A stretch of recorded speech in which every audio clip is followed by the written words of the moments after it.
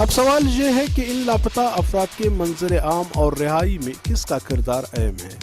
تھول T V Balochistan پر سنسنی خیز، دلچسپ، مزاحیہ، نئے غزل، سیاسی انٹرویوز، بلوچستان کے تاریخی مقامات اور سائل وسائل پر ڈاکومنٹری دیکھنے کے لیے ہمارا چینل یوٹیوب پر ضرور سبسکرائب کریں۔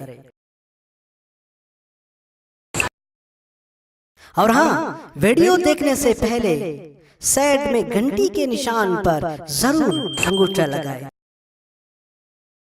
2018 کے آخری 3 یا 4 مہینے اور 2019 کے سورج طلوع ہونے والا پہلا دن بلوچستان میں کئی سالوں سے لاپتہ نوجوانوں کا منظر عام پر آنا ایک نہا مبارک سال بن چکا ہے۔ اس وقت تک سینکڑوں کی تعداد میں مسنگ لوگ بخیریت اپنے اپنے گھر پہنچ چکے ہیں، لیکن ان لاپتہ افراد کے دوبارہ اپنے اپنے گھروں تک پہنچانے کے لیے جدوجہد و کردار کس کا ہے؟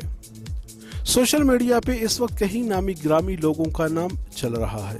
کوئی کہتا ہے کہ بی ایم پی کے سربراہ سردار اختر جان مینگل کے 6 نکات میں لاپتہ افراد کا بھی ایک نکات شامل تھا۔ اس کی بدولت لاپتہ افراد منظر عام پر آ رہے ہیں۔ تو کوئی کہتا ہے کہ جب سے میر ضیاء اللہ لانگو نے محکمہ داخلہ کا عہدہ سنبھالتے ہی اس کا پہلا کام لاپتہ افراد کو منظر عام پر لانا تھا۔ وہ وزیر اعلیٰ بلوچستان جام کمال کے ساتھ مل کر کئی نوجوانوں کو باحفاظت اپنے اپنے گھروں تک پہنچانے میں مدد کی ہے۔ اب سوال یہ ہے کہ ان لاپتہ افراد کے منظر عام اور رہائی میں کس کا کردار اہم ہے؟ شاید یہ ایک بہت بڑی سوال ہے، لیکن اس سوال کا جواب ہمیں لازمی چاہیے۔